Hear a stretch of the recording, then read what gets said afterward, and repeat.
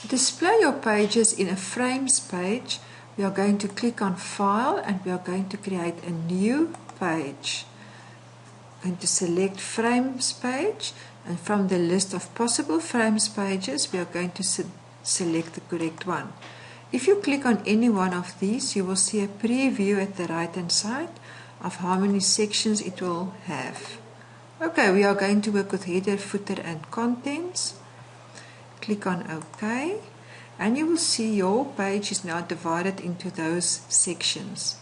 If you want to use one of the existing or display one of the existing pages, you will click on Set Initial Page, you will select the page and you will click on OK. You can resize the sections if necessary.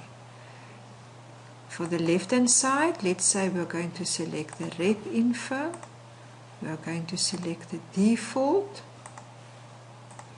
and in the bottom of the footer section we are going to type our own text. So we're going to click on New Page and you are going to type then whatever you want to type.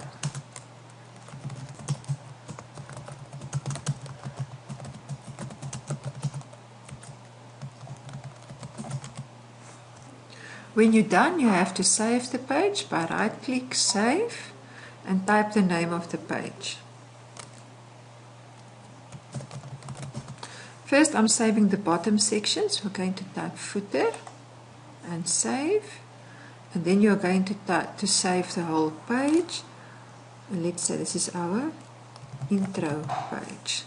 Save and close. So the footer section was just that part that you have typed, and the intersection was then the whole frames page.